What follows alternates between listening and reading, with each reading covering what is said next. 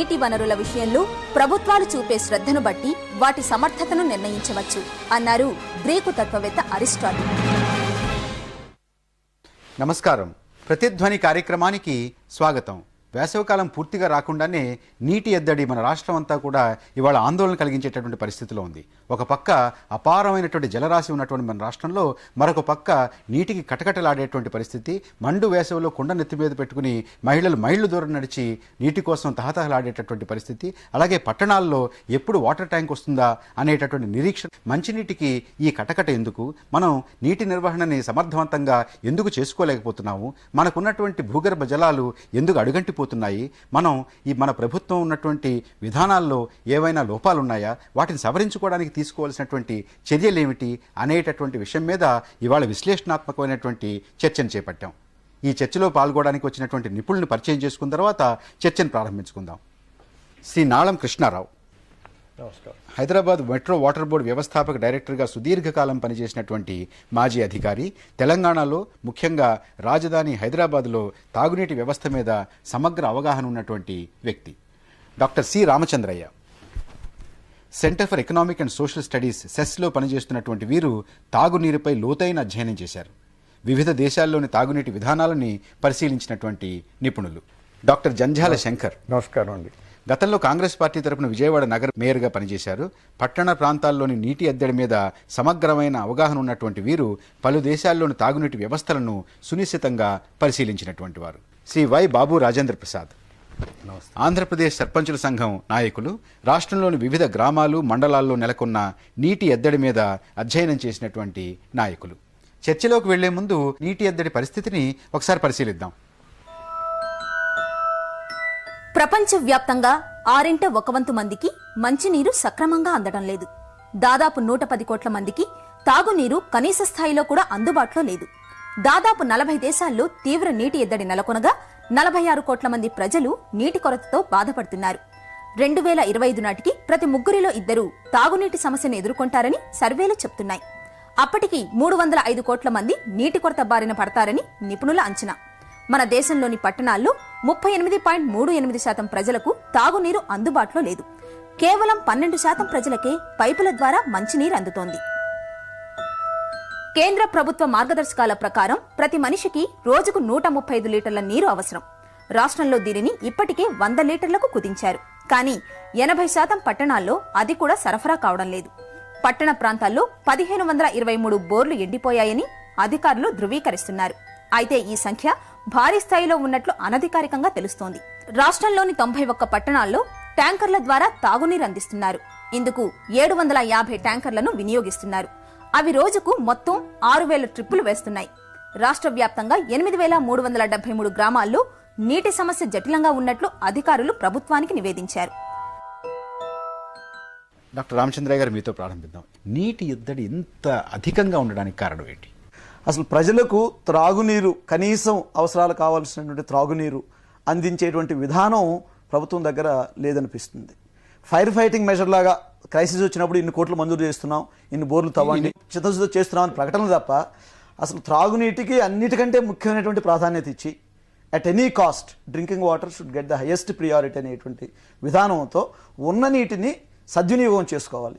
ఈ అవసరం తీరిన తర్వాతనే మిగిలిన అవసరాలకి నీళ్లు వెళ్ళేటువంటి విధానం మన దగ్గర విధానం లేదు. రాజేంద్ర ప్రసాద్ గారు, అసలు పల్లెటూళ్ళలో ఇవాళ పరిస్థితి ఎలా ఉంది? చాలా దారుణమైన పరిస్థితి ఉందండి వాళ్ళ గ్రామాల్లో. రాష్ట్రంలో మొత్తం 21,943 గ్రామ పంచాయతీలు ఉంటే వాటిలో 68,511 జనావాస ప్రాంతాలు ఉన్నాయండి. వీటిల్లో 2,300 ప్రాంతాల్లో అసలు ఎటువంటి ప్రభుత్వ స్కీములు ఈ మంచి సురక్షితమైన త్రాగునీటికి లేవండి. 2,800 గ్రామాల్లో అసలు అక్కడ నీరు తాగనటువంటి దారుణమైన పరిస్థితి ఉందండి. 34,000 గ్రామాల్లో అక్కడ పాక్షికంగానే సప్లై చేయబడుతుందండి. ఇవన్నీ చూస్తేనండి వీటిల్లో కేంద్ర రాష్ట్ర ప్రభుత్వాల యొక్క వైఫల్యం కనపడుతుందండి. చెరువులు ఏమైపోయాయి? ఈ సాగునీటి సమస్య వచ్చేపాటికి అవి ఎండిపోయినాయండి. అదే రకంగా వాటిల్ని పూడికి తీయటం కానీ, వాటిల్ని మెయింటైన్ చేసి కట్టలు స్థిరీకరణ చేసి గ్రామస్తులకు అందుబాటులో పెట్టేటటువంటి ఆ నైపుణ్యత, ఆ యంత్రాంగం అనేది పోయిందండి. శంకర్ గారు, పట్టణ ప్రాంతాల్లో ఎలా ఉంది? ఈరోజు ఆంధ్రదేశంలో ఏ పట్టణం, ఏ ప్రాంతం కూడా మనం పరిశీలించినా కూడా కనీసం 50% అవసరాలకి మంచినీళ్ళు ఇవ్వలేకపోతున్నాం. దీనికి అనేక కారణాలు ఉన్నాయి. ఒక విజయవాడ నగరం వంటిది పవిత్రమైనటువంటి కృష్ణానది కావాల్సినంత నీరు ఇస్తున్నా కూడా దాన్ని ప్యూరిఫై చేయాలి, ఆలం లాంటి కెమికల్స్ వాడాలి, పంప్ చేయాలి, డిస్ట్రిబ్యూట్ చేయాలి. ఎంత కఠినమైంది, ఇవాళ 25 కోట్ల రూపాయలు ఖర్చు అవుతుంటే నీటిని సప్లై చేయడానికి రిటర్న్స్ ప్రజల నుంచి 3 కోట్లే వస్తుంది. అంటే ఏమిటి, ప్రజలు అవగాహన చేసుకోవటం నీటి యొక్క అవసరం ఎంత ఉంది. నదీ తీరంలో ఉన్నటువంటి నగరం కూడా నీటి ఎద్దడికి గురవుతుంది. కృష్ణారావు గారు, హైదరాబాద్ పరిస్థితి ఏమిటి? హైదరాబాద్ నీటి కొరత ఎందుకు వచ్చిందంటే గవర్నమెంట్ ప్లానింగ్ సరిగ్గా లేకపోయిందండి. ఇప్పుడు పాపులేషన్ ఎప్పుడైతే పెరిగిందో దానికి కావాల్సిన నీళ్లు అరేంజ్ చేయాలి కదా. దానికోసం ఒక ఉదాహరణ చెప్తాను. 1972లో ఎక్స్పర్ట్ కమిటీ వేశారు గవర్నమెంట్. ఎక్స్పర్ట్ కమిటీ అన్ని సోర్సెస్ పరిశీలించి కృష్ణా వాటర్ రికమెండ్ చేశారు. గవర్నమెంట్ ఇనీషియల్గా యాక్సెప్ట్ చేసింది రికమెండేషన్. యాక్సెప్ట్ చేసిన తర్వాత సడన్గా అది మార్చేసేసి ఇప్పుడు కృష్ణా వాటర్ తీసుకొచ్చే అవసరం లేదు, మాంజిరా దగ్గరలో ఉంది కాబట్టి మాంజిరా వాటర్ తీసుకొస్తామని చెప్పారు. కానీ మంజీరా సోర్సెస్ ఏమో చాలా లిమిటెడ్. ప్రభుత్వం మళ్ళీ ఏం చేసిందంటే 1986లో ఎన్టీ రామారావు గారు చీఫ్ మినిస్టర్ ఉన్నప్పుడు మళ్ళీ ఇంకొక ఎక్స్పర్ట్ కమిటీ పెడితే వాళ్ళు కూడా కృష్ణా వాటర్ ఇప్పుడు మనకు సొల్యూషన్ అండి, ఇంకా వేరే మార్గం ప్రస్తుతం లేదని చెప్పేస్తున్నారు. అది కూడా చేయలేదు. మరి ఫౌండేషన్ స్టోన్స్ వేస్తూనే ఉన్నారు, కానీ స్కీమ్ తీసుకోవటంలే. స్కీమ్ తీసుకోవడంతో ఎజెడ్ పెరుగుతూనే ఉంది. ప్రజలు అల్లరి చేస్తూనే ఉన్నారు, నీళ్ళు రావటం లేదు. కొన్ని లొకాలిటీస్లో 2 రోజులకే కాదు, 3 రోజులకు, 4 రోజులకు, 7 రోజులకు ఒకసారి నీళ్ళు వస్తుంటుంది. తర్వాత ఈ ట్యాంకర్ సప్లై ఇది హెల్త్కు మంచిది కాదు. ఈ పరిస్థితుల్లో క్యాపిటల్ సిటీలో ఏదైతే ఇంటర్నేషనల్ స్టాండర్డ్స్ డెవలప్ చేస్తామని అన్నారే, తాగేందుకు నీళ్ళు ఇవ్వకుండా ఏం డెవలప్ చేస్తారండి? రామచంద్రయ్య గారు, అసలు భూగర్భ జలాలు మన రాష్ట్రంలో ఇంత అడుగంటిపోవడానికి, ఎక్కడికో పాతాళంలోకి వెళ్ళిపోవడానికి ఏమిటి కారణం? ఇప్పుడు గ్రామీణ ప్రాంతాలను తీసుకుంటేనేమో కొన్ని సంవత్సరాల్లో వర్షపాతం తగ్గింది ఒక కారణం అయితే, కొంత పాక్షిక కారణం అయితే మనం వ్యవసాయ పద్ధతులండి. ఇప్పుడు ఎంత లోతు నుంచైనా నీళ్లు తీసుకుని పంటలు పండించవచ్చు. పట్టణ ప్రాంతాల్లో వచ్చేటప్పటికి గత సంవత్సరం మార్చిలో బోర్ ఎండిపోయింది, ఈసారి జనవరికే ఎండిపోయిన కాలనీస్ మనకు చాలా కనిపిస్తాయి సిటీస్లో. ఒక కారణం ఏంటంటే పట్టణానికి టౌన్ ప్లానింగ్ రెగ్యులేషన్స్ ఉంటే కూడా గ్రౌండ్ వాటర్ లేని ప్రాంతంలో కూడా మల్టీ స్టోరీడ్ అపార్ట్మెంట్కి పర్మిషన్ అనుమతులు ఇవ్వడం ఇస్తారు. ఆ మల్టీ స్టోరీడ్ అపార్ట్మెంట్లో 20 ఫ్లాట్లకు అనుమతి ఉంటే 40 ఫ్లాట్లు కడతారు. సో మీకు ఆటోమేటిక్గా వాళ్ళు ఇంతకుముందు పక్కన ఉన్న ఇంటి వాళ్ళకి 250 అడుగులు బోర్ ఉంటే ఈ కొత్తగా ఫ్లాట్స్ కట్టే వాళ్ళు 600 వరకు బోర్ వేసి ఫ్లాట్స్ అమ్ముడుపోయే వరకైనా నీళ్లు ఉండేట్టు కనిపిస్తారు. సో అది 2 మంత్స్లో, ఎందుకంటే ఒక్కసారిగా ఏమీ లేని చోట 40 కుటుంబాలు ఒక అపార్ట్మెంట్ కాంప్లెక్స్లో దిగిన తర్వాత నీకు ఎనార్మస్ క్వాంటిటీ ఆఫ్ గ్రౌండ్ వాటర్ని ఎక్స్ట్రాక్ట్ చేయాలి. సో దానివల్ల ఉన్న బోరు ఎండిపోతుంది, మున్సిపల్ సప్లై చాలదు. సో కొరత. నేషనల్ కమిషన్ ఆన్ అర్బనైజేషన్ అని ఒక 85లో రాజీవ్ గాంధీ సెటప్ చేస్తే చార్లెస్ కొరియా నాయకత్వాన 88లో ఆ రిపోర్ట్ సబ్మిట్ జరిగింది. నేషనల్ కమిషన్ ఆన్ అర్బనైజేషన్ చాలా స్పష్టంగా చెప్తుంది ఆ report. Charles Korea is a known architect. భారతదేశంలో ఉన్న పట్టణాల్లో నీటి క్వాంటిటీ, పరిమాణం సమస్య కాదు, unequal distribution is the main problem. ఈరోజు గవర్నమెంట్ ఆఫ్ ఇండియా పాలసీ ప్రకారం, ప్రపంచ ఆరోగ్య సంస్థ ప్రకారం ప్రతి మనిషికి కనీస అవసరాలు తీరాలి అంటే 40 లీటర్లు రెగ్యులర్గా సప్లై కావాలి తలసరి. అది 40 లీటర్లు అంటే గట్టిగా 2 బకెట్లు, మంచి బకెట్స్. అంటే 2 బకెట్లు తలసరి నీరు సరఫరా చేయలేని పరిస్థితిలో నిజంగా మనం ఉన్నామా? మీరు మన సైంటిఫిక్ కెపాసిటీ, మన ఫైనాన్షియల్ కెపాసిటీ, మన అడ్మినిస్ట్రేటివ్ కెపాసిటీ తీసుకుంటే అది వాస్తవం కాదు. ఏ ప్రభుత్వం ప్రసాద్ గారు, పట్టణ ప్రాంతాల్లో మనం అర్థం చేసుకోవచ్చు, గ్రామీణ ప్రాంతాల్లో ఈ కటకట ఎందువల్ల వస్తుంది? సాగునీరు కోసమని విపరీతంగా నీళ్లు లాగటంతో భూగర్భ జలాలు పడిపోతున్నాయి. ఇదే కాకుండా ఇప్పుడు మెట్ట ప్రాంతాల్లో సహజంగా ఈ కాలువలు, చెరువులు నీళ్ళు లేక అక్కడ భూగర్భ జలాలు అడుగంటున్నాయి. ఇదే కాకుండా సముద్ర తీర ప్రాంతానికి వచ్చేపాటికి ఈ భూమి అట్టడుగున ఈ సముద్రం యొక్క జలాలు, ఆ ఉప్పు నీళ్లు దరిదాపు సముద్ర తీరం నుంచి 50 కిలోమీటర్ల లోపలికి వచ్చినాయండి. మా కృష్ణా జిల్లాకి వెళ్తే మచిలీపట్నం నుంచి మా ఉయ్యూరు దాకా 50 కిలోమీటర్లు ఉంటుందండి. వచ్చేసినాయి నీళ్ళు అక్కడ దాకా. ఇప్పుడు ఉప్పు నీళ్ళు వస్తాయి. అవునండి. డెల్టా ప్రాంతంలో ఈ కృష్ణా నది కానివ్వండి, ఇవన్నీ గోదావరిలు, వీటిలో నీళ్లు సరిగా రాక ఇదివరకు అయితే 365 రోజులు ఆ కాలువల్లో, నదుల్లో నీళ్లు ఉండేయండి. దానివల్ల అది ఆగి కాస్త నీళ్ళు వస్తూ ఉండేయండి.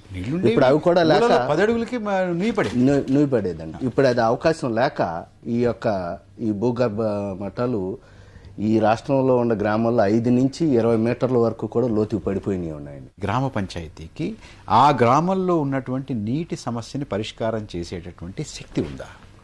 లేదు సార్. ఈ రాష్ట్రంలో ఉన్న 21,000 గ్రామ పంచాయతీల్లో 14,000 గ్రామ పంచాయతీలు సంవత్సరానికి 5,000 కంటే లోపల ఆదాయంతో ఉన్నాయండి. 5,000 పంచాయతీలు సంవత్సరానికి 50,000 కంటే లోపల ఆదాయంతో ఉన్నాయండి. వీళ్ళు ఆ గ్రామంలో ఉన్న 2,000 మంది 3,000 మందికి త్రాగునీటిని ఎక్కడ సప్లై చేయగలరండి? ఇవాళ కేంద్ర ప్రభుత్వం కానీ రాష్ట్ర ప్రభుత్వంలో కానీ వాళ్ళ బడ్జెట్లో ఈ త్రాగునీటికి ఇచ్చేటటువంటి ప్రయారిటీ చాలా లిస్ట్గా ఉందండి.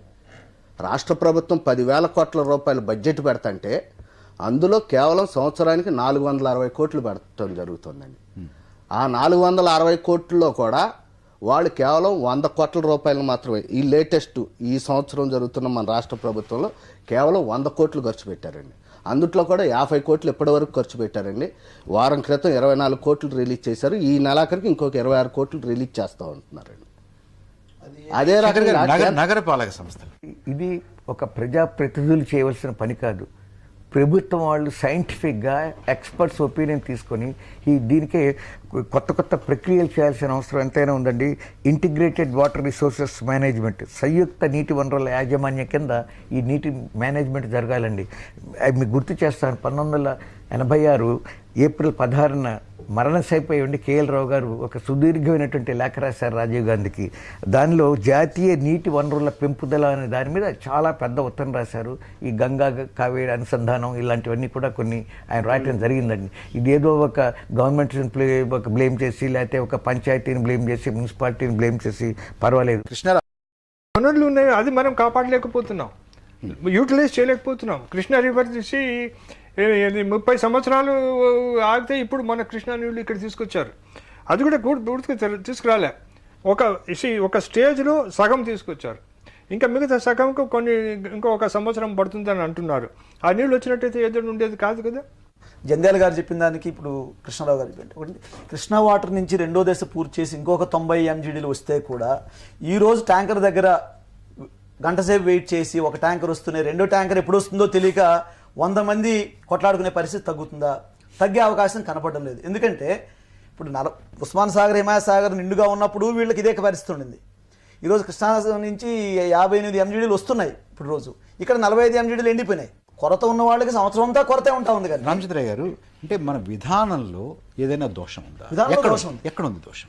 ఒకటి, కామన్ పీపుల్ అంటే బస్తీల్లోనూ లో ఇన్కమ్ గ్రూప్ కాలనీస్లో ఉండేవాళ్ళు, వీళ్ళంటే ఎవరికి అధికారులు కానీ అధికారంలో ఉన్న పార్టీ ఏదైనా కానీ వీళ్ళంటే మామూలు ఒక ట్యాంకర్ పంపండియా, అది గొడవ ఎక్కేటుంది అనే తప్ప 40 లీటర్లు కనీసం ఇవ్వాల్సినటువంటి బాధ్యత ప్రభుత్వం మీద ఉందనేది కానీ, త్రాగునీరు అనేది జీవించే హక్కు ఆర్టికల్ 21లో భాగంగా సుప్రీంకోర్టు ఎన్నోసార్లు చెప్పింది. ఎందుకంటే వాటర్ అనేది చాయిస్ లేదు ఇందులో. మనిషికి నీళ్లు తాగడం వద్దనేది ఆలోచించే విషయం కాదు. అది నీళ్లు తాగకపోతే డై, మనుషులు చనిపోతారు. కాబట్టి జీవించే హక్కులో భాగంగా త్రాగునీటిని సుప్రీంకోర్టు పేర్కొంది. మీ అనుభవం ఏంటి? నేను పూర్తిగా వీరితో ఏకీభవించానండి. ఎందుకంటే చట్టంలో చాలా క్లియర్గా ఉంది, మీరు ఇల్లు కట్టినంత మాత్రాన్ని మీకు వాటర్ సప్లై ఇస్తామని హామీ ఎక్కడ మున్సిపాలిటీ ఇవ్వట్లేదు. మీకు డిస్ప్రపోర్షనేట్గా సిటీలు పెరిగిపోతూ వీళ్ళకి నీళ్లు సప్లై చేసే శక్తి ఉందా లేదా అనేది ఆలోచించకుండా జనం ఇల్లు కట్టేస్తుంటే how can you bring the water? For example Vijayawada with all our resources 47 million gallons per day మేము ప్రొడ్యూస్ చేస్తుంటే ఇష్టం వచ్చినట్టు ఇల్లు కట్టేసి నేను రూల్ ప్రకారం చట్ట ప్రకారం ఇల్లు కట్టాను, నాకు నీళ్ళు ఇమ్మంటే ఎక్కడి నుంచి తెస్తారు? That's precisely I'm coming to that point. So the question is, you should stop growing the cities. Can you do that? It's not possible. Let me complete. How do I supply water? హక్కు లేదా? నాకు నీటి మీద హక్కు లేదా? నాకు నీటి ఇవ్వాల్సిన బాధ్యత మీకు ప్రభుత్వానికి లేదా? Municipality does not give the promise that they will give water because నా దగ్గర లేదు, ఉంటే ఇస్తాను. ఒక సింపుల్ పాయింట్ చెప్తానండి. మున్సిపల్ ట్యాక్సెస్లో వాటర్ సెస్ అని ఉంటుంది, ఆ పర్సంటేజ్ కొంత ఉండగా మున్సిపాలిటీ వాటర్ సప్లై చేసి వేరే ట్యాక్స్ వేస్తారు. చదువుకునే వాళ్ళకి కూడా సెస్ ఏమిటి ఇదేమిటి అర్థం కాదు. మీరు చెప్పినటువంటి గొట్టాలు లీకేజెస్ రిపేర్ చేయటం, లేకపోతే సన్న గొట్టాలు తీసి పెద్ద గొట్టాలు వేయటం, ఇలాంటి వాటికి ఆ సెస్ పనికి వస్తుంది. ఈ కట్టే డబ్బు ట్యాక్స్ కింద కనీసం మున్సిపాలిటీ సప్లై చేస్తున్న వాటర్కి ఖర్చు కూడా ఇవ్వట్లేదు జనం. They are not prepared for that. Rajendra Prasad గారు, అసలు పంచాయతీరాజ్ వ్యవస్థలో కనీసం దీని గురించి ఒక చర్చ, ఒక విధానం, ఒక స్పష్టత ఉందా? జిల్లా పరిషత్లో, మండల పరిషత్లో ఉందండి. వాటిల్లో యొక్క మండల పరిషత్, జిల్లా పరిషత్ నిధుల్లో 9% ఖచ్చితంగా త్రాగునీటి ఖర్చు పెట్టమని పంచాయతీరాజ్ యాక్ట్ నిర్దేశించిందండి. ఖర్చు పెట్టడానికి డబ్బులు ఎక్కడ ఉన్నాయి? అందుకని మేము క్లెయిమ్ చేస్తున్నాం సార్. చూడండి, కేంద్ర ప్రభుత్వం 5,13,000 కోట్ల రూపాయలు బడ్జెట్ పెట్టి అందులో కేవలం 4,600 కోట్ల రూపాయలు మాత్రమే ఈ గ్రామీణ నీటి సరఫరా కేటాయించిందండి. అంటే కేంద్ర ప్రభుత్వం కూడా 1% కేటాయించిందండి. అదే 5 లక్షల కోట్ల బడ్జెట్లో 83,000 కోట్లని రక్షణ శాఖకు కేటాయించిందండి. రామచంద్ర గారు, ప్రభుత్వం దృష్టిలో ఇది ప్రాధాన్యత కాదా? అదని మేము ప్రశ్నించేది. ఇప్పుడు ఫస్ట్ 5-year ప్లాన్ నుంచి, మొదటి పంచవర్ష ప్రణాళిక నుంచి 10వ పంచవర్ష ప్రణాళిక వరకు మనం బడ్జెట్ అలొకేషన్స్ చూస్తే ఏ ప్రణాళికలో కూడా 3% మించలేదండి. డ్రింకింగ్ వాటర్ అండ్ శానిటేషన్ రెండుకి కలిపి. ప్రభుత్వం ఈ వచ్చేటటువంటి వేసవి కాలంలో ప్రజల యొక్క దాహార్తిని తీర్చడానికి ఏమైనా అడుగులు వేస్తుంది? కృష్ణా జిల్లాలో ఈ సమ్మర్ ఈ 3 నెలలు తట్టుకోవడానికి మీకు ఎంత డబ్బులు కావాలని ఆర్డబ్ల్యూఎస్ అధికారులని రాష్ట్ర ప్రభుత్వం అడిగిందండి. 5,72,00,000 కావాలి అని చెప్పి తాత్కాలికంగా ఈ 3 నెలల కోసం మెయింటెనెన్స్ కోసం వాళ్ళు ప్రపోజల్స్ పంపారండి. పంపిస్తే రాష్ట్ర ప్రభుత్వం వారం రోజుల క్రితం కేవలం 50 లక్షల రూపాయలు పంపించిందండి. ఏం చేయాలని వాళ్ళు తలలు పట్టు కూర్చున్నారండి. కృష్ణారావు గారు, హైదరాబాద్ లాంటి నగరాల్లో ఈ రకమైనటువంటి నీటి ఎద్దడి మనం ముందు చూడకుండా ఏ రకమైనటువంటి చర్యలు తీసుకోవాలి? ఏ సోర్సెస్ ఏదైతే ఉన్నదో, ఏ టైంకు ఏ సోర్స్ డెవలప్ చేసి ఎంత నీళ్లు పోగు చేసి సప్లై చేయాలని చెప్పేసి ఆ ప్లానింగ్ దాంట్లో లోపం ఉంది. అంతకంటే ఇంకేం లేదు. ఏమిటి ఆ దోషం? దోషం ఏమిటంటే 30 ఏళ్ల కిందట కృష్ణా వాటర్ రికమెండ్ చేసిన తర్వాత అది తోసిపుచ్చేసి అది చేయకుండా అట్లాగే పెట్టుకోవడం ఎందుకు? దృఢ నిశ్చయంతో ఈ క్యాపిటల్ పెరుగుతూ ఉంటుంది, ఇక్కడ నీటి ఎద్దడి ఉండకూడదు అన్నట్టు ఏదైతే ప్లాన్స్ ఒక కమిటీ తర్వాత ఒక కమిటీ రికమెండ్ చేసింది అది పాటించినట్టయితే ఇష్టమైనటువంటి చర్యలు ఏమిటి? ఉస్మాన్ సాగర్, హిమాయత్ సాగర్ ఈ 2 సిటీకి మొదటి నుంచి నీళ్లు సప్లై చేసే రిజర్వాయర్స్ ఇవి. ఇది లైఫ్ లైన్ అన్నమాట సిటీకి. బై గ్రావిటీ వస్తుంది. ఈ పంపింగ్ ఏదో చెప్పారే, సగం బడ్జెట్ వాటర్ బోర్డుది పంపింగ్లోనే ఖర్చు అవుతూ ఉంది. ఇదేమో గ్రావిటీ నుంచి వస్తుంది. Whole of the city is covered by gravity. ఇది ఉస్మాన్ సాగర్, హిమాయత్ సాగర్. అది ఎండనిచ్చారు. ఎందుకు ఎండనిచ్చారు? జనవరిలో హిమాయత్ సాగర్ ఎండిపోయింది. ఇటువంటి మంచి రిజర్వాయర్ మీరు కాపాడుకోలేకపోయినట్టు. ఎందుకంటే క్యాచ్మెంట్స్ దెబ్బతున్నాయి. క్యాచ్మెంట్స్ స్టడీస్ చేశారు. Catchment capacity of bringing rain water ఇంటి రిజర్వాయర్ ఏదైతే నీళ్లు రావాలో, రెయిన్ వాటర్ ఎట్లా వర్షం పడిన తర్వాత రిజర్వాయర్కి రావాలో ఆ నీళ్లు రావటం. నగరంలో కొన్ని 100 చెరువులు ఉండేవని మనం వింటూ ఉన్నాం, చరిత్రలో సిటీలో ఉండే 200 చెరువులు ఉండే. కానీ అవన్నీ కూడా ఇళ్ల స్థలాల కింద, పంట పొలాల కింద కబ్జాకి గురైపోతున్నాయి. అవన్నీ కూడా అన్ని తీసేసుకున్నారు, మింగేశారు. సిటీలో గ్రౌండ్ వాటర్ పడిపోయిందంటే దానివల్లే 200 ట్యాంక్స్ ఉండేవి. హైదరాబాద్లో బస్తీ నల్లకుంట ఏమిటి, ఆకుంట ఏంటి, అన్ని పేర్లు కుంటాయి, బతుకమ్మ కుంట, అన్ని ట్యాంక్స్ ఉండేది. ఇప్పుడు జామియా ఉస్మానియా స్టేషన్ ఎదురుకుండా ఒక మోహన్ ట్యాంక్ అని ఉండేది. ఇప్పుడు లలితా నగర్ అయిపోయింది. ఆసఫ్ నగర్లో కూడా ఒక ట్యాంక్ ఉండేది. అఫ్జల్ సాగర్ బ్రిడ్జ్ చేశారు. మాసఫ్ ట్యాంకులో గవర్నమెంట్ బిల్డింగ్సే ఉన్నాయి కదండి. మాసఫ్ ట్యాంక్ని తీసేసి బిల్డింగ్స్ కట్టారు కదా. సో ఇదంతా చేసి దానివల్ల గ్రౌండ్ వాటర్ చాలా దెబ్బతింది. ఇప్పుడు చెప్తున్నానండి, జేఎన్టీయూ రిపోర్ట్లో ఏమన్నారంటే 2030 సంవత్సరం, 2040 సంవత్సరంలో 2 రిజర్వాయర్స్ ఎక్స్టెండ్ అయిపోతుంది, పూర్తిగా పోతాయిపోతాయి. మరి ఇటువంటి రిజర్వాయర్స్ ఇది పోగొట్టుకొని ఇప్పుడు లేదు. ఉస్మాన్ సాగర్ నుంచి నీళ్ళు ఇంచుమించుగా ఇదే పరిస్థితి రాష్ట్రం అంతా కూడా. ఇది ఒక సిచ్యువేషన్. గవర్నమెంట్ ఎట్లా నెగ్లెక్ట్ చేస్తూ ఉంది అంటే ఉన్న వనరులను కాపాడలేకపోతుంది. కొత్త వనరులు తీసుకొచ్చేందుకు ఏమిటంటే ఇప్పుడు కృష్ణా వాటర్ 270 మిలియన్ గ్యాలన్స్ తీసుకురావాలి రోజు 3 స్టేజెస్లో 90, 90, 90, 90, 90, 90లో సగమే తీసుకొచ్చేసి ఏదో కృష్ణా వాటర్ ఇచ్చేసామని చెప్తున్నారే. ఈ 45 మిలియన్ గ్యాలన్లు ఉస్మాన్ సాగర్, హిమాయత్ సాగర్ ఇచ్చేది అది పోయిందే. మరి ఇప్పుడు కృష్ణా 1000 కోట్లు ఖర్చు పెట్టిన తర్వాత దానికి బ్యాలెన్స్ చేసి ఆఫ్సెట్ చేస్తుంది, కానీ కొత్త నీళ్ళు ఏం లేవు కదా. దాహం అనే అంశం మీద చర్చను చూస్తున్నాం. ఇప్పుడు ఒక చిన్న విరామం.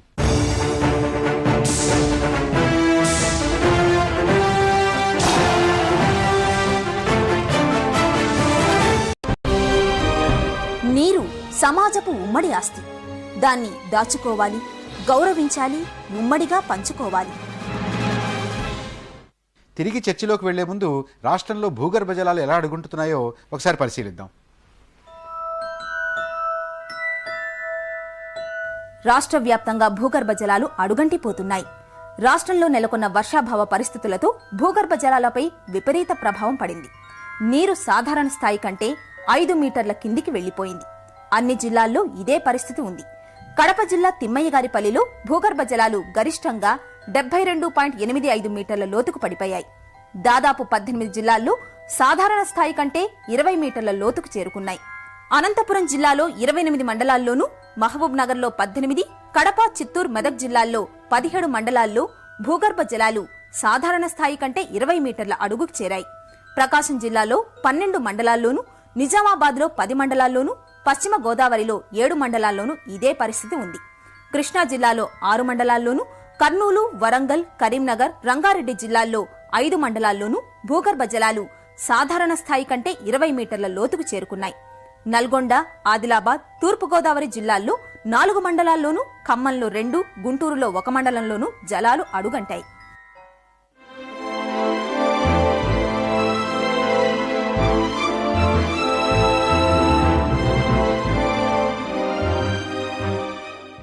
మంచినీటి సమస్య మీద మనం చేపట్టినటువంటి చర్చలో పాల్గొనడానికి మరొక 2 ప్రముఖులు మన స్టూడియోకి వచ్చారు. వారిని కూడా పరిచయం చేసుకున్న తర్వాత చర్చను కొనసాగించుకుందాం. Doctor PR Reddy, national remote sensing agency NRSAలో శాస్త్రవేత్త, భూగర్భ జలాల విభాగాధిపతిగా పనిచేస్తున్నటువంటి వారు. రాజీవ్ గాంధీ జాతీయ తాగునీటి పథకానికి ప్రాజెక్ట్ డైరెక్టర్గా కూడా వ్యవహరిస్తున్నారు. శ్రీ ఎస్ సత్యనారాయణ, నమస్కారం అండి. తీవ్ర నీటి ఎద్దడికి లోనవుతున్నటువంటి రామగుండం మున్సిపాలిటీకి పరిష్కార మార్గాలు వెతికినటువంటి మాజీ మున్సిపల్ చైర్మన్. సత్యనారాయణ గారు, అసలు స్థానిక సంస్థలకి నీటి ఎద్దడిని పరిష్కారానికి వెతికేటటువంటి శక్తి, సామర్థ్యాలు ఉన్నాయా? చాలా మున్సిపాలిటీల్లో వాళ్ళకి సామర్థ్యం ఉంది. అయితే ఎటు వచ్చి కమిట్మెంట్ తక్కువ ఉంది. సాంకేతిక సమస్య కంటే ఎక్కువ ఫస్ట్ ఆర్థిక సమస్య బాగా ఉంది. మంచి ఎండాకాలంలో నీళ్ళ ప్రాబ్లం ఉండి ప్రజలు కటకటలాడేటప్పుడు తప్ప ఎప్పుడు కూడా వాటర్ సప్లై నుంచి అంత శ్రద్ధ పట్టించింది లేదు ప్రభుత్వం. పోయిన ప్రభుత్వము 325 కోట్లతోటి 35 ప్రాజెక్టులు తీసుకొచ్చింది 1999-2000లో. ఈ రోజు వరకు కూడా అవి గ్రౌండ్ కాలేదు. ఎందుకంటే ఆ సిన్సియారిటీ, కమిట్మెంట్ లేదు. ఒక ప్రాజెక్టు ఉందంటే 1 సంవత్సరం 2 సంవత్సరాల కాలంలో పూర్తి కావాలా, మ్యాక్సిమం సంవత్సరంలో కావాలా. అటువంటి 4 సంవత్సరాలు 5 సంవత్సరాలు 10 సంవత్సరాలకు ఒక ప్రాజెక్టు కంటిన్యూ అవుతుంది. ఒక ప్రాజెక్టు 6 కోట్లతోటి అవుతుంది అనుకున్న ప్రాజెక్టు కంప్లీట్ అయ్యే వరకు అది 15 కోట్లు అవుతుంది. సో ఈ ప్లానింగ్లో, టైం మేనేజ్మెంట్లో చాలా చాలా పొరపాట్లు జరుగుతున్నాయి. 11,000 కోట్ల ఆదాయం కేవలం sales tax and excise duty మీద. మేము అడిగినాం దాంట్లో ఒక 10% మీరు డీలిమిటేషన్గా మాకు ఇవ్వండి. ఇస్తే మొత్తం ఓవరాల్ డెవలప్మెంట్ జరుగుతుంది, ఒక వాట్సాప్లే కాదు. ఇప్పుడు సత్యనారాయణ గారు, అసలు ఉన్నటువంటి పరిస్థితుల్లో దీన్ని ఎంతో అంతో అధిగమించడానికి అసలు మార్గాలే లేవా? తప్పకుండా ఉన్నాయి మార్గాలు. ప్రతి నగర మున్సిపాలిటీ O&M కాస్ట్ భరించగలుగుతుంది. మేమేం చేసినాం అంటే వాటర్ను ఎక్కువగా మేము ఇంటర్మీడియట్ సప్లై ఇచ్చేది. ఇంతకుముందు 2 గంటలు 3 గంటలు ఇచ్చేది. అది ఎప్పుడు కూడా ఏ టైంకి వస్తుందో లేదు, ప్రజలు చాలా ఇబ్బందులు ఉండే.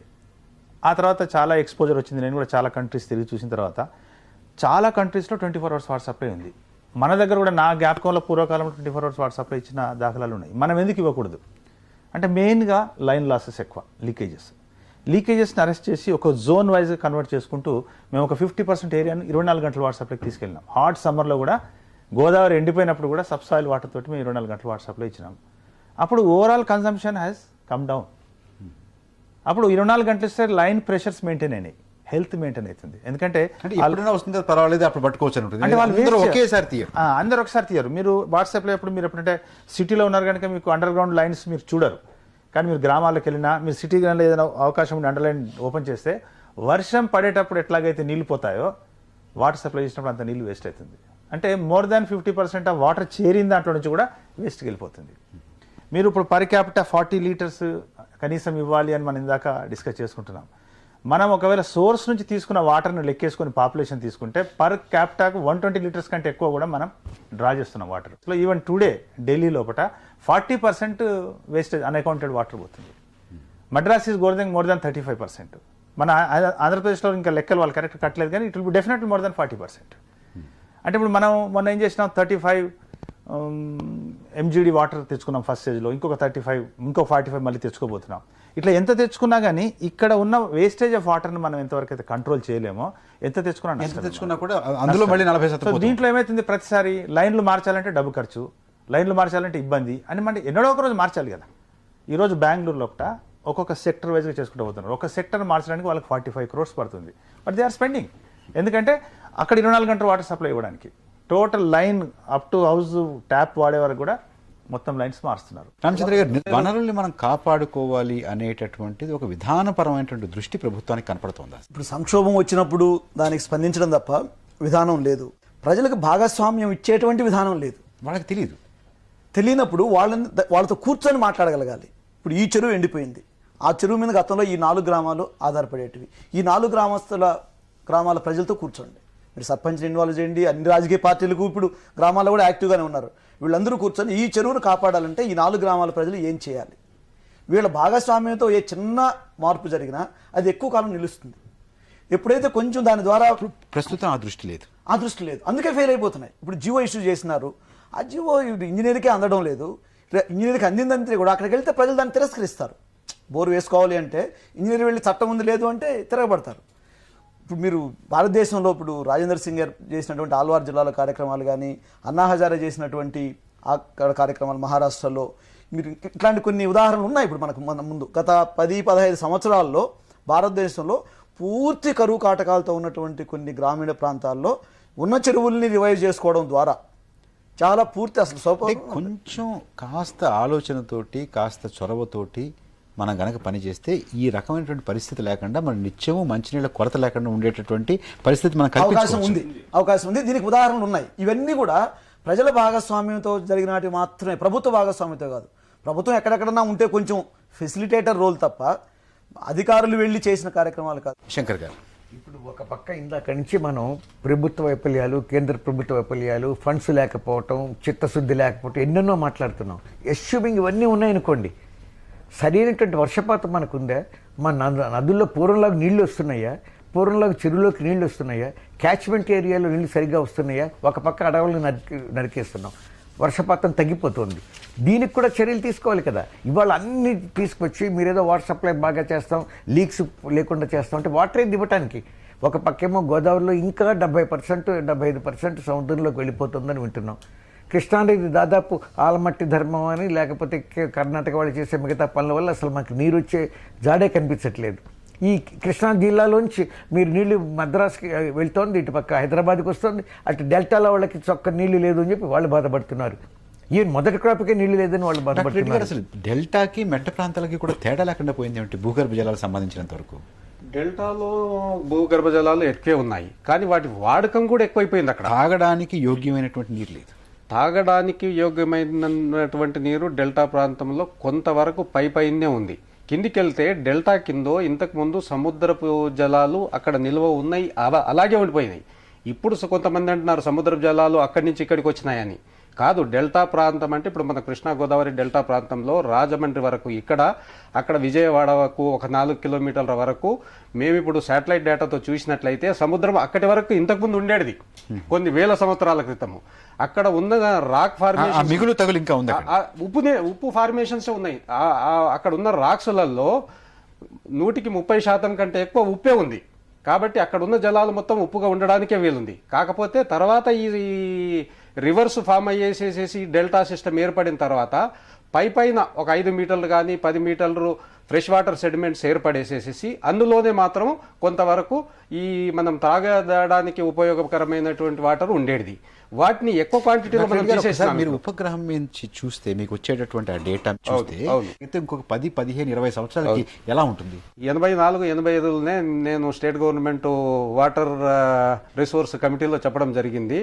సరి అయిన జాగ్రత్తలు తీసుకోనట్లయితే గ్రౌండ్ వాటర్ను సరిగ్గా ఎక్స్ప్లాయిట్ చేసి సిస్టమేటిక్గా మనం డెవలప్ చేయనట్లయితే there will be street battles, అంటే వీధి పోరాటాలు జాగుతాయి అని చెప్పేసి 84-85లో చెప్పడం జరిగింది. అది ఇప్పటికైనా మనం మేల్కొని డ్రింకింగ్ వాటర్ కు వచ్చే వరకు అన్నిటిని మర్చిపోయేసి మనం మేల్కోకపోతే 10-15 సంవత్సరాలు ఇంకా చాలా సీరియస్ చాలా తీవ్రమైనటువంటి పరిస్థితి. ఈ పరిస్థితి ఒకవేళ కంటిన్యూ, ఇప్పుడున్న పరిస్థితి ఒకవేళ కంటిన్యూ అయింది అని అనుకుంటే మనం చాలా లక్కీ అని అనుకోవాలి. ఇప్పటికైనా ఒక సైంటిఫిక్ యాంగిల్ ఎక్కడ ఎంత వాటర్ ఉంది, ఎక్కడ అసలు వాటర్ సప్లై సిస్టమ్ ఫెయిల్యూర్ ఉందా, లేకుంటే అసలు సోర్సెస్ అసలు మనము ఎక్కడైతే వేయాలనో అక్కడ వేసామా? ఇప్పుడు భూగర్భ జలాలు అంతటా ఈక్వల్గా డిస్ట్రిబ్యూషన్ లేవు. ఇప్పుడు మన మానవ శరీరంలో బ్లడ్ రక్తం ఉందంటే అంతటంతే లేదు. గుండెలో ఎలాగో అవుతుందో, మన రక్తనాళాలు వెంబడైతే ఎలాగో పారుతుందో, ఈ హార్డ్ రాక్ ఏరియాస్ అంటే కఠిన శిలలు ఉన్నటువంటి ప్రాంతము మన ఆంధ్రప్రదేశ్లో ఒక 85% ఉంది. సాధారణ నేలలు ఏది మట్టి నేలలు ఉన్నాయా అటువంటి ప్రాంతం ఒక 15% ఉంది. అక్కడ వాటర్ ప్రాబ్లం అంతా రాకపోవచ్చు. కానీ ఈ 85% ఉన్న దగ్గర మన రక్తనాళాల లాకన్నా నీళ్ళ కింద నీరు ఎక్కడెక్కడ పారుతుంది అని అంటే ఒక 10% నీళ్ళలోనే ఉంది. రిమైనింగ్ 90% దగ్గర లేదు. లేకుండా అక్కడ మనం బోర్లు వేస్తూ ఉన్నాం, ఫెయిల్ అవుతా ఉన్నాయి. నెక్స్ట్ ఇయర్ ఇంకోటి వేస్తూ ఉన్నాం. ప్రతి ఊరికి 10 బోర్లు 20 బోర్లు వేసాము ఇప్పటి వరకు. కానీ అవన్నీ ఫెయిల్ అయిపోయినాయి. కానీ ఎక్కడ అన్నిటికంటే మంచి వసతి ఉంది ప్రతి విలేజ్కు అని ఐడెంటిఫై చేసి అక్కడే వేసేసి, అది గవర్నమెంట్ ల్యాండ్లో ఉన్నా ప్రైవేట్ ల్యాండ్లో ఉన్నా దాన్ని ప్రొటెక్ట్ చేసేసి, దాని చుట్టుపక్కల ఇంకో వేరే బోర్లు రాకుండా చూసేసుకొని దాన్ని డెవలప్ చేసుకొని తర్వాత సప్లైని మనం సరిగ్గా చేసినాం అనుకోండి, ఇంత ప్రాబ్లం రాకపోవచ్చు.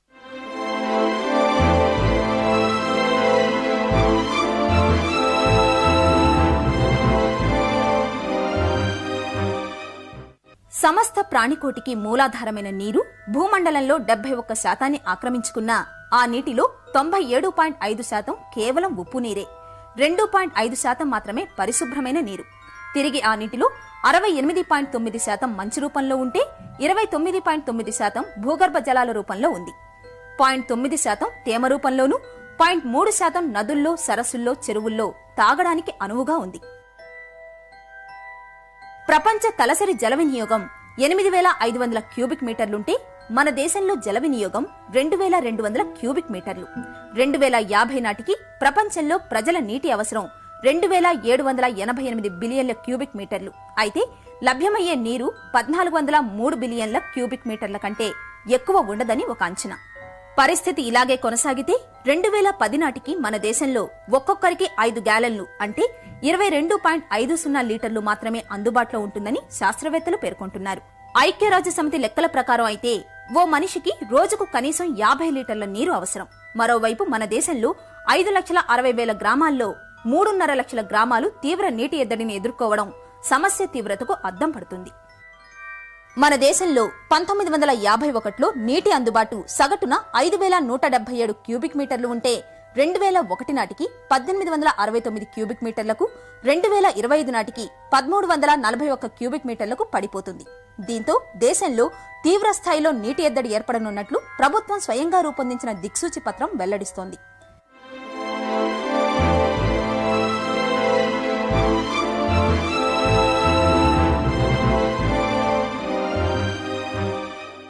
సత్యనారాయణ గారు, అసలు ఒక పట్టణ ప్రాంతంలో, ఒక మున్సిపాలిటీలో నిర్వహణలో తీసుకోవాల్సినటువంటి జాగ్రత్తలు ఏంటి? ఇది కంటిన్యూస్ ప్లానింగ్ ఉండాలి. మున్సిపాలిటీ ఏరియాస్లో కూడా ట్యాంక్స్ ఉంటాయి. ఒక ఎగ్జాంపుల్ మీకు చాలా సాలిడ్గా నేను చెప్పానంటే, దాదాపుగా ఇప్పటికి కూడా ప్రతి డిస్ట్రిక్ట్లో కొన్ని వేల చెరువులు తెగిపోయో మత్తడిపోయో ఉన్న వాటిని ఇంతవరకు నిర్వహణ వాటిని రిపేర్ చేయలేదు.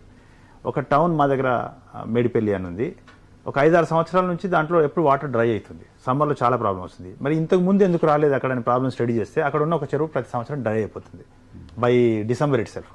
ఎందుకంటే దాని క్యాచ్మెంట్ ఏరియా ఎఫెక్ట్ అయింది. మేము దాన్ని కొంత మైన్ వాటర్ డైవర్ట్ చేసి వాటర్ నిలిపిన తర్వాత అక్కడ అండర్ గ్రౌండ్ వాటర్ సిచ్యువేషన్ అయిపోయింది, రీఛార్జ్ అయిపోయి అప్పుడు వాటర్ దేవి need only for drinking water, all other పర్పస్కు వాళ్ళకు గ్రౌండ్ వాటర్ వెల్స్ నుంచి సరిపోతుంది. ఇది ప్రతి గ్రామానికి ఉన్నది. చాలా చెరువులు కొట్టుకుపోవడం లోపల ఆ గ్రామాల ఆ పట్టణమే కాకుండా ఆ పట్టణం చుట్టూ ఉన్నటువంటి నీరు, గ్రామాలు, అక్కడ ఉన్నటువంటి చెరువులు అది రీఛార్జ్ అవుతుందా లేదా చూడాలి. తర్వాత ప్రతిసారి కూడా correct spares maintenance, line maintenance చాలా పక్కా చేయాలి. వేస్టేజ్ని అరెక్ట్ చేయాలి. ఇప్పుడు మా దగ్గర మొత్తం మీటర్స్ బిగించినాం.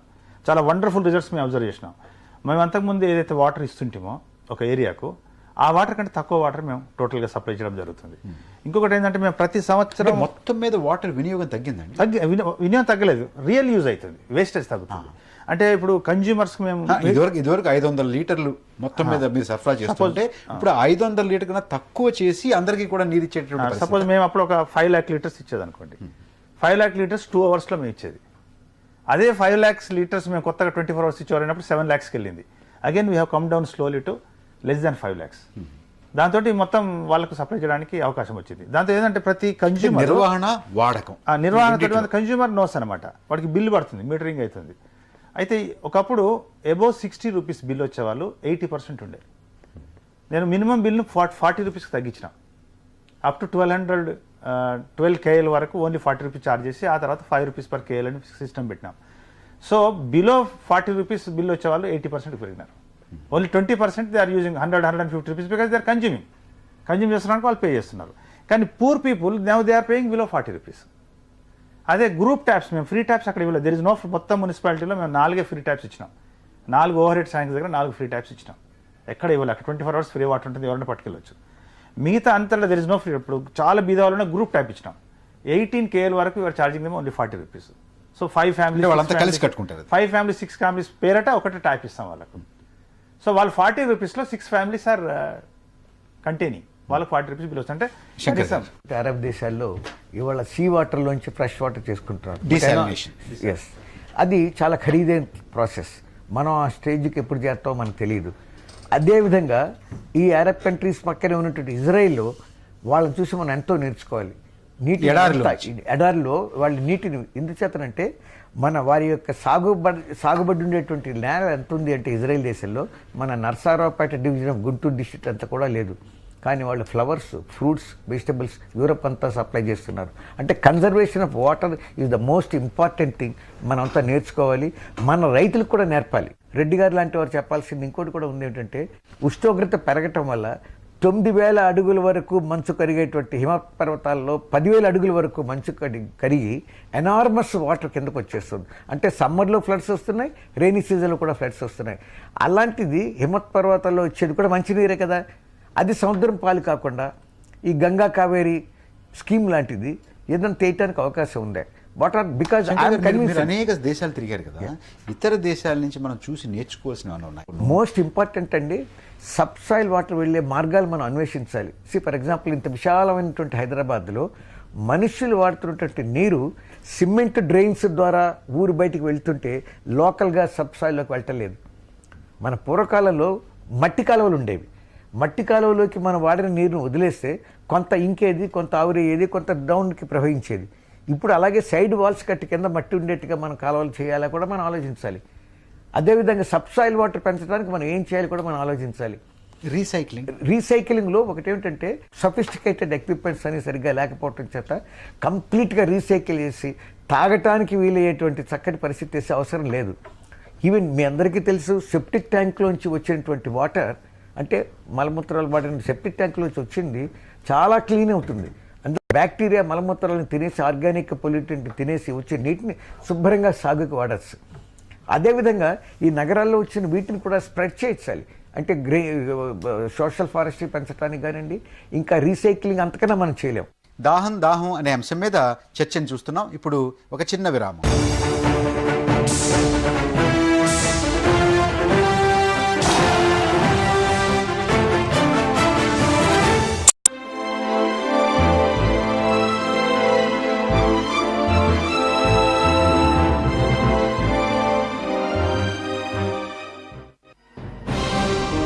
కొత్త సహస్రాబ్దిలో సైతం నీటిని తయారు చేసే సాంకేతిక పరిజ్ఞానం అందుబాటులోకి రాలేదు. నీటికి ప్రత్యామ్నాయం లేదు, నకలు లేదు. అందువల్ల నీటిని పరిరక్షించుకోవాలి అన్నారు ఐక్యరాజ్యసమితి ప్రధాన కార్యదర్శి కోఫీ అన్నాన్. మంచినీటి సరఫరాలో లీకేజీలు ఎలా ఉన్నాయో ఒకసారి చూద్దాం. మౌలిక వనరుల్లో అత్యంత ప్రధానమైంది మంచినీరు. తాగేందుకు నీరు కూడా అందక మానవాళి తీవ్ర సంక్షోభాన్ని ఎదుర్కొంటోంది. ఉన్న కొద్దిపాటి వనరుల వినియోగంలోనూ కనీస జాగ్రత్తలు తీసుకోకపోవడంతో భారీ స్థాయిలో మంచినీరు వృధా అవుతోంది. నీటి సరఫరా వ్యవస్థలోని లోపాల వల్ల ఆఫ్రికాలో 39%, ఆసియాలో 42%, ఉత్తర అమెరికాలో 15% నీరు వృధా అవుతోంది. లాటిన్ అమెరికాలో 42% నీరు నేలపాలవుతుండగా వర్ధమాన దేశాలలో 90% వ్యర్థజలం ఎలాంటి శుద్ధి జరగకుండానే నదుల్లోకి పారుతోంది. ఇక మన రాష్ట్రం విషయానికి వస్తే నీటి కొరతతో దాదాపు రాష్ట్రమంతటా ఆందోళన వ్యక్తమవుతుంటే మరోవైపు లీకేజీల రూపంలో, ఆవిరి రూపంలో 25% నీరు వృధా అవుతోంది. హైదరాబాద్లో ప్రతి గంటకు ఒక్కో కనెక్షన్ నుంచి 120 లీటర్ల నీరు వృధా అవుతోందంటే మనం ఏ స్థాయిలో నిర్లక్ష్యం ప్రదర్శిస్తున్నామో అవగతం అవుతోంది. ఇక విజయవాడలో రోజుకు 340 లక్షల గ్యాలన్ల నీరు సరఫరా అవుతుంటే 3 లక్షల గ్యాలన్ల నీరు వృధా అవుతోంది. మరోవైపు రాష్ట్రంలో ఏటా 896 మిల్లీమీటర్ల వర్షపాతం నమోదవుతోంది. అంటే 8620 టీఎంసీల నీరు వర్షం ద్వారా రాష్ట్రంలో చేరుతుంది. అయితే ఇందులో 40% అంటే 3300 టీఎంసీల నీరు వృధాగా సముద్రంలో కలుస్తుంటే 35.7% అంటే 3230 టీఎంసీల నీరు ఆవిరవుతోంది. 10% అంటే 860 టీఎంసీల నీరు తేమ రూపంలో ఉంటుంది. భూమిలోకి ఇంకుతున్నది మాత్రం 14.3% అంటే 1230 టీఎంసీల నీరు మాత్రమే. అంటే మనం మన చేరువలోకి వచ్చిన నీటిని భద్రపరచుకోవడంలో విఫలమవుతున్నాం. కలుషిత నీటిని తాగి ఏటా మన దేశంలో 10 లక్షల మంది చిన్నారులు కన్ను మూస్తున్నారు. 4.5 కోట్ల మంది ప్రజలు అనారోగ్యం బారిన పడుతున్నారు. మన దేశంలో ప్రజలకు వస్తున్న రోగాల్లో 80% నీటి ద్వారానే సంక్రమిస్తున్నాయి.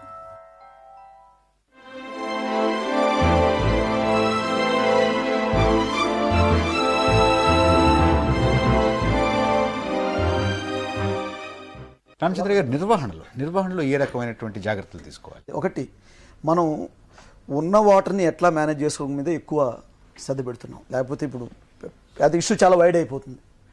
డ్రింకింగ్ వాటర్ క్రైసిస్ని ప్రధానంగా దృష్టిలో పెట్టుకొని ఇందులో ఇప్పుడు ప్రతి చిన్నదానికి పెద్ద ప్రాజెక్ట్ని గురించి ఆలోచన చేసినాం అనుకోండి, ఇట్లే ఉంటుంది. ఇప్పుడు గంగా కావేరీ లింక్ అయినా, లేకపోతే ఇప్పుడు కృష్ణా వాటర్ పరిస్థితి, రేపు ఇది చాలదు గోదావరి అంటున్నారు. మరి where is the end? Limit ఎక్కడ దీనికి? ఒకటి.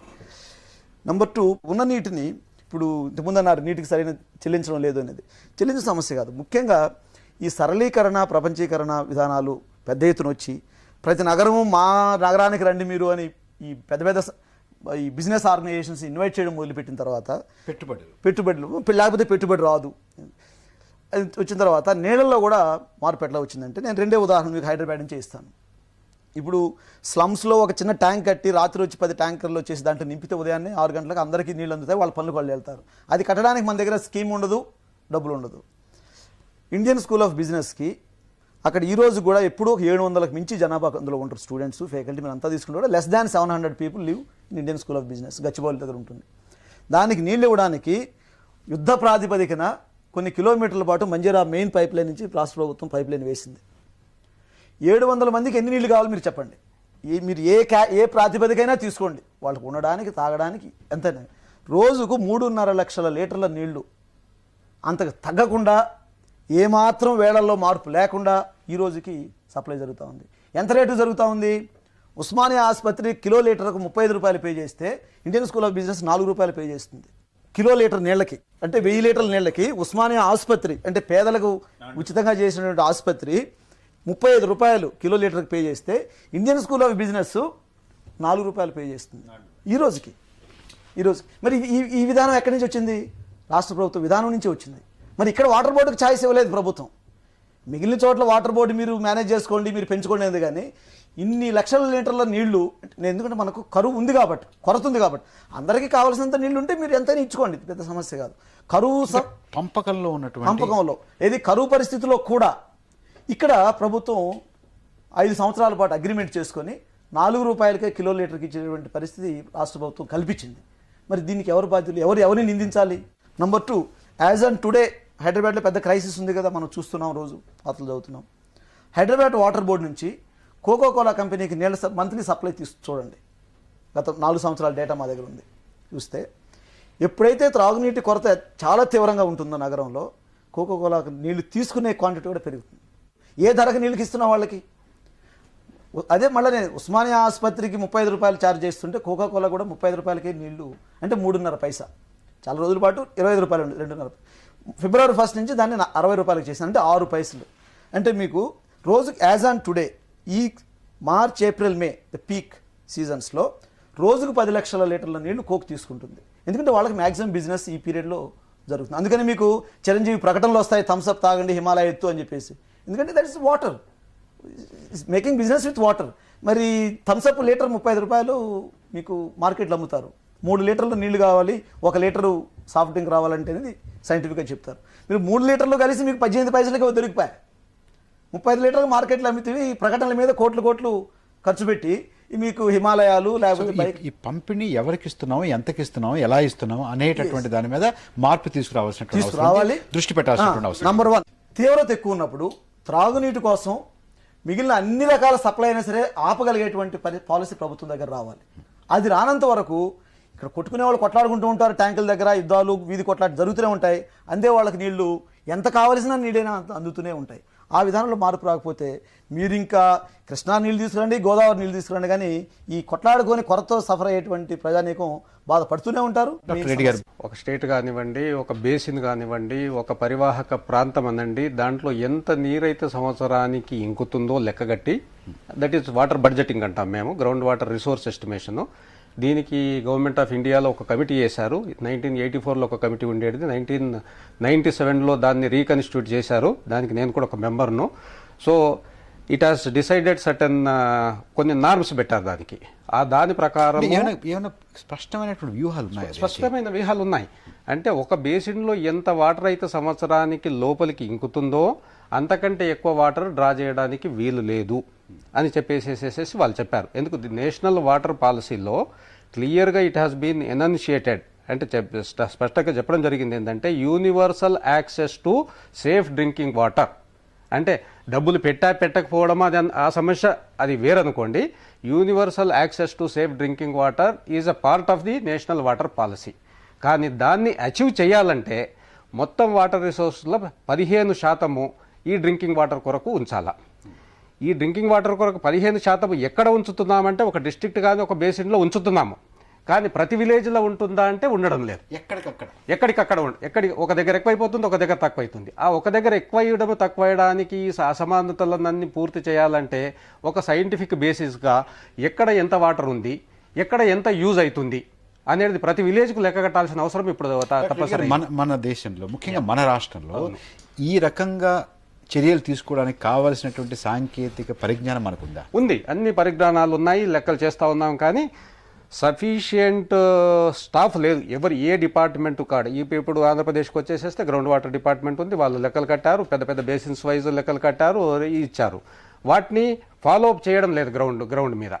లేదా విలేజ్ వైజ్గా లెక్కలు కట్టమంటానంటే లెక్కలు కట్టడానికి వాళ్ళకంత పరిజ్ఞానం ఉంది, కానీ అంత సైంటిఫిక్ స్టాఫ్ అలాంటివి లేవు. ఇప్పుడు ఆంధ్రప్రదేశ్కు మేము ఒక 244 మ్యాప్స్ ప్రిపేర్ చేసి ఇచ్చాము. గత 3 సంవత్సరాల నుంచి వాళ్ళు యూజ్ చేసుకుంటా ఉన్నారు. ఇప్పటి వరకు 29,000 కంటే ఎక్కువ బోర్వెల్స్ వాళ్ళు డ్రిల్ చేశారు. అక్కడ సక్సెస్ఫుల్గా 93% సక్సెస్ రేట్ తోటి వెల్స్ సక్సెస్ కూడా అయినాయి.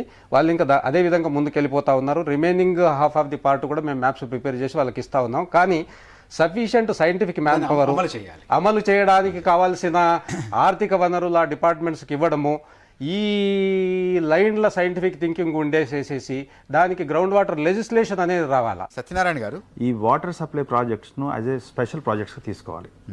దాంట్లో మేమేం కోరినామంటే, ఎందుకంటే ఇప్పుడు ఎన్నో ట్యాక్సెస్ డైరెక్ట్గా ట్యాక్సెస్ పోతున్నాయి సెంట్రల్ గవర్నమెంట్, స్టేట్ గవర్నమెంట్. అందుకని వాటర్ సప్లై స్కీమ్స్లో 20% central government share, 25% state government share, 10% local bodies investment చేస్తూ 50% లోన్గా ఇస్తే ఈ క్యాపిటల్ ఇన్వెస్ట్మెంట్స్ చాలా ఫాస్ట్గా డ్రైవ్ చేయడానికి ఉంటుంది. తర్వాత ఇంకోటి ఏంటంటే ఈ ఇంట్రెస్ట్ మొత్తం లోకల్ బాడీస్కి చేసి చేయాలి. ఇప్పుడు ఏంటంటే పబ్లిక్ హెల్త్ త్రూ చేస్తే 15% సెంట్రల్ చార్జెస్ వేస్తున్నారు. ఇదొకటి. రెండవది ఏంటంటే ఇప్పుడు వాటర్ సప్లైని ఇదొక ఫ్రీ రిక్వైర్గా మనం కూడా డిస్కస్ చేస్తున్నాం. బయట ప్రజలు కూడా ఇది మా రైట్ అని అడుగుతారు.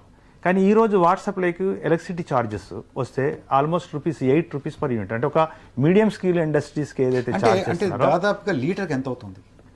లీటర్కు అంటే అది ప్రాజెక్ట్ కాస్ట్ బట్టి వస్తుంది. ఒక దగ్గర అంటే ₹15 నుంచి ఉజ్జాయింపుగా అరౌండ్ ₹30-35 వరకు కూడా వస్తుంది ప్రాజెక్ట్ ఒక లీటర్ కాస్ట్. ఏది ఇంట్రెస్ట్, డెప్రిషియేషన్ అన్ని కౌంట్ చేస్తే. ఒకవేళ అవన్నీ మనం ఓవర్ హెడ్స్ వేయకుండా కిలో లీటర్ ఓన్లీ మనం O&M ఛార్జెస్ తీసుకుంటే దాదాపుగా ₹10 పైన పడుతుంది, ₹10 వరకు పడుతుంది. దాంట్లో half the cost is electricity. ఇప్పుడు ఎలక్ట్రిసిటీ ఏదైతే ఉందో ఇప్పుడు మనం ఇరిగేషన్ కి ఆల్మోస్ట్ ఫ్రీ అన్నారు. ఈ వాటర్ సప్లైకు దాన్ని ప్రభుత్వం భరించాలి. మేమేమని అడిగిన దానికి ప్రభుత్వం నువ్వు యాక్చువల్ బయింగ్ కాస్ట్ మనం we're going very clear proposal. మాకు వీ డోంట్ వాంట్ ఫ్రీ. మీరేమనంటే మీరు యాక్చువల్ ఏదైతే బయింగ్ కాస్ట్ ఉందో దాని మీద 10% లోడ్ చేసి మీరు మాకు పవర్ ఇవ్వండి అడిగినాం. కానీ ఈ రోజు ఒక స్మాల్ స్కేల్ ఇండస్ట్రీ, ఒక మీడియం స్కేల్ ఇండస్ట్రీకి ఏదైతే ఛార్జెస్ ఉందో ఆ రకంగా వాటర్ సప్లైకి చేస్తున్నారు. రెండోసారి రెగ్యులేటరీ కమిషన్ కూడా మేము తీసుకెళ్ళాం. 2-3 టైమ్స్ రెగ్యులేటరీ కమిషన్ కూడా ప్రజెంట్ చేసినాం, కానీ దీని మీద ప్రభుత్వాలు ఎటువంటి చర్యలు తీసుకోలేదు. డాక్టర్ శంకర్ గారు, వాటర్ సప్లై అనే దాన్ని ప్రభుత్వం తమ పరంగా తీసుకోవాలి. కేవలం ఒక సైంటిఫిక్ బాడీ, ఒక టెక్నికల్ బాడీయే దాన్ని మేనేజ్ చేయాలి. ప్రజల్ని ఇన్వాల్వ్ చేయమని చెప్పి రామచంద్ర గారు ఏం చేస్తారా ప్రజలు? వాళ్ళ తెలివితేటలంతా నేనే ఉన్నాను, నాకేమిటి తెలుసు, మంచిగా కావాలి నాకు అంతే. కానీ ఏ విధంగా వస్తుంది, ఎట్లా వస్తుంది, దాన్ని సప్లై చేసేది ఏమిటవుతుంది? వారు అన్నారే, నగరంలో అపార్ట్మెంట్ కాంప్లెక్స్లో ఒక కమిటీలు తయారవుతున్నాయి. వాళ్ళకి మున్సిపాలిటీ సప్లై కొంత, స్నానం చేయడానికి బోరింగులు, ఈ మున్సిపల్ సప్లై చేసిన ట్యాంకులోంచి ఒక్కొక్క రూమ్లోకి, ఒక్కొక్క కిచెన్లోకి 2 గంట అరగంట ఇస్తున్నారు. ఇది not a combined effort? Participation లేదంటే ఎట్లా? ప్రతి అపార్ట్మెంట్ కాంప్లెక్స్లో పార్టిసిపేషన్ ఉంది సిటీస్లో, అది లేదని అంటానికి వీలేదు. డాక్టర్ రెడ్డి గారు, మనకు పురాణాల్లోంచి చూసినా కూడా మనకేంటంటే అన్నం పరబ్రహ్మ స్వరూపం అన్నాము, మరి నీటికి వచ్చేసేస్తే నారాయణ స్వరూపం అన్నాం, ఉదకం నారాయణ స్వరూపం అన్నాం. కానీ అనడం వరకే కానీ మనం పాటించడంలోకి వెళ్ళేసేస్తే మాత్రం పాటించడం లేదు. భూమిని మనం తల్లిగా భావిస్తున్నాం, కానీ భూమిలో నుంచి వచ్చే నీరును మాత్రం తల్లి పాలుగా భావించడం లేదు. దాన్ని తన్నేసేసేస్తూ దాన్ని ఎక్కడ పడితే అక్కడ కాలుష్యానికి గురవుతుంది. మరి దొరికినాడికి దొరికేసేస్తుంది, దొరకని వాడికి అసలే లేకుండా పోతుంది. దాన్ని రేషనల్ డిస్ట్రిబ్యూషన్ అంటే అందరికీ అందుబాటులో ఉండేట్లు డ్రింకింగ్ వాటర్ అట్లీస్ట్ చేయాలని అనుకుంటే ఇది గవర్నమెంట్ నుంచే సాధ్యమవుతుంది. కానీ ఇది పబ్లిక్ పార్టిసిపేషన్ అని గవర్నమెంట్ అనడము అండ్ గవర్నమెంట్ పార్టిసిపేషన్ అని పబ్లిక్ అనడము, ఈ విధంగానే మారుతుపోతున్నాయి. ఈ 2 కాన్సెప్ట్స్ కూడా బయట నుంచి వచ్చినాయి. ఎక్కడైతే మనం వరల్డ్ బ్యాంక్ వాళ్ళు మనం వెళ్తే ప్రతి యూరోపియన్ కంట్రీలో పబ్లిక్ పార్టిసిపేషన్ అంటారు. ఎందుకొరకు? అక్కడ ప్రతి ఇండివిజువల్, ప్రతి మనిషికి కూడా పూర్తిగా తెలుసు పాపులేషన్ చాలా తక్కువ ఉంది, రిసోర్సెస్ ఎక్కువ ఉన్నాయి, వాళ్ళకు ఒకసారి చెప్తే అర్థమవుతుంది, వాళ్ళు దాన్ని ఫాలో అప్ అయ్యే స్టేజ్లో ఉన్నారు. ఇక్కడ మన ఇండియాలో అలాంటి స్థితి లేదు. ఇప్పుడు పబ్లిక్ పార్టిసిపేషన్ లేదని ఎలా అంటాం మనం? ఇప్పుడు గ్రామీణ ప్రాంతాలకు వెళ్ళేసేస్తే గ్రామ పంచాయతీ ఇది కంట్రోలింగ్ యూనిట్, వాళ్ళే ఏం చర్యలు తీసుకోవాలని అంటే మినిమమ్ మన వార్షిక ఆదాయంలో ఇంత, హెల్త్ కొరకు ఇంత, మంచి నీటి సరఫరాకు ఇంత అని చెప్పేసి ఇవి అన్నిటికంటే ముందు బాగా పెంచాలి. బాగా పెంచడమే కాకుండా దీన్ని గవర్నమెంట్ మనం మేనేజ్ చేయగలుగుతాము అని అనుకుంటే చేయాలా.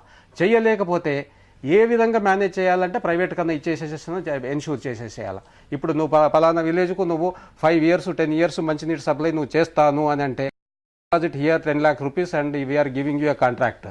నువ్వు ఫెయిల్ అయినట్లుంటే ఈ అమౌంట్ నీకు ఇవ్వబడదు. నువ్వు సక్సెస్ఫుల్ అన్నట్లుంటే ఇంత అమౌంట్ పర్ క్యాపిటా ఒక్కొక్క మనిషికి 10 రూపాయల 20 రూపాయల 100 రూపాయలు ఏదో బడ్జెట్ని అలొకేట్ చేసినట్లుంటే అమౌంట్ నీకు వచ్చేసేస్తుంది. గవర్నమెంట్ మేనేజ్ చేయలేదండి. గవర్నమెంట్ అంటే ఎక్కడ, వాళ్ళు కూడా మనుషులే కదా, మొత్తం కరప్షన్ ఎన్నో వచ్చేసేసినాయి. కాబట్టి ఇప్పుడు ఏంటంటే ఇది ఈ మన ప్రజెంట్ వే ఆఫ్ థింకింగ్లో మార్పు తప్పనిసరి. సత్యనారాయణ గారు, రెయిన్ వాటర్ని మనం రిటెన్షన్ చేసి వీళ్ళంత వరకు ఆపుకోవడానికి మైనర్ ఇరిగేషన్ ప్రాజెక్ట్స్ అవసరం పడితే కొత్త ప్రాజెక్ట్స్ పోతాం. ఇంకొకటి యూజ్డ్ వాటర్, సపోజ్ మనం వాటర్ ఏదైతే కన్జ్యూమ్ చేస్తున్నాం, సపోజ్ 120 liters per capita అన్నాం, కన్జ్యూమ్ చేసిన దాంట్లో 80% again it will go as waste. ఈ వేస్ట్ వాటర్ పై ఇంకొక దగ్గర కలుషితం చేయకుండా దానికి ఎక్కడెక్కడ ట్రీట్మెంట్ చేసి రీసైక్లింగ్ చేయడం చాలా చాలా అవసరం. ఇప్పుడు ఎన్ఆర్సీ ప్రాజెక్ట్స్ వచ్చింది మన హైదరాబాద్కి 350 crores తోటి వచ్చింది. ఆ ప్రాజెక్ట్ ఎక్కడుంది అక్కడ ఉంది, మూవ్ కావడం లేదు. అదైతే ఒకసారి మొత్తం ఈ మూసీ నది అంతా కూడా వాటర్ చాలా యూస్ఫుల్గా తయారయ్యే అవకాశం ఉంది. అది లోయర్ యూజ్కు. ప్రతి వేసవికాలంలోనూ మనం మంచినీటి కోసం కటకటలాడుతున్నాము అని అంటే ప్రభుత్వాలకి దీర్ఘకాలికమైనటువంటి వ్యూహం లేదు అనేటటువంటిది చాలా స్పష్టంగా కనపడుతోంది. మనకున్నటువంటి భూగర్భ ఇతర జల వనరుల్ని ఎలా సంరక్షించుకోవాలి అనేటటువంటి దాని మీద కూడా మనం సరైనటువంటి వ్యూహాన్ని అనుసరించడం లేదు. అంతేకాకుండా మనకున్నటువంటి నీళ్లని ఎలా సరఫరా చేసుకోవాలి, ఏ రకంగా సామర్థ్యంగా చేసుకోవాలి అనేటటువంటి దాని మీద దృష్టి సారించాల్సినటువంటి అవసరం ఉంది. అంతేకాకుండా ప్రభుత్వాలు ఉన్నటువంటి స్థానిక సంస్థలకి సరైనటువంటి అధికారాలని, నిధుల్ని ఇస్తే ఎక్కడికక్కడ వికేంద్రీకరణగా వారు మంచినీటి యొక్క సరఫరాని, నిర్వహణని వారు చేసుకునేటటువంటి శక్తిని, సామర్థ్యాన్ని కలిగిస్తే మనం ఈ రకమైనటువంటి పరిస్థితిని ప్రతి వేసవికాలంలోనూ ఎదుర్కొనేటటువంటి అవకాశం ఉండదు. ఈ చర్చని ఇంతటితో ముగిద్దాం. రేపు మరొక ముఖ్యమైనటువంటి అంశం మీద చర్చతోటి ప్రతిధ్వని కార్యక్రమం మీ ముందుకు వస్తుంది. నమస్కారం.